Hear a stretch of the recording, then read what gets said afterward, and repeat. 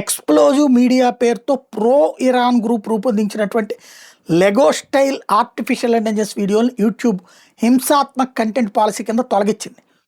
వాళ్ళేమంటారు, మన Lego animation నిజంగా హింసాత్మకం అని ప్రశ్నిస్తూ యుద్ధ దృశ్యాలను లెగో బొమ్మలతో సెటారికల్‌గా చూపడమే తప్ప హింసను ప్రేమించడం లేదంటూ ఆ గ్రూప్ వాదించింది.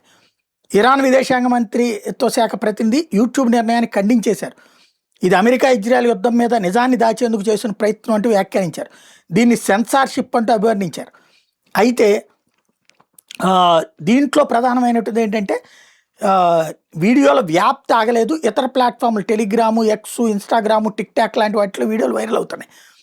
సంప్రదాయ మీడియాకు భిన్నంగా ఆర్టిఫిషియల్ ఇంటెలిజెన్స్తో తక్కువ ఖర్చుతో రూపొందించినటువంటి ఈ కంటెంట్ సోషల్ మీడియా ద్వారా యువతలో సహా పెద్ద సంఖ్యలో ప్రజలకి చేరుతోంది. ప్రజాభిప్రాయాన్ని ప్రభావితం చేసే విధంగా ఉంది. అంటే దొంగ అన్నమాట ఇవన్నీ కూడా. ఇప్పుడు ఏఐ టూల్స్ వచ్చాక ఎవరైనా హై క్వాలిటీ యానిమేషన్ ప్రాపగండా తయారు చేయడం, లెగో లాంటి ఇన్నోసెంట్ స్టైల్ వాడటం వల్ల సీరియస్ యుద్ధ కంటెంట్ కూడా షేర్ చేయగలిగిందగా వైరల్ అయ్యేలా మారుతున్నటువంటి దశలో యూట్యూబ్ తీసుకున్నట్టు నిర్ణయాన్ని అభినందిస్తున్నారు.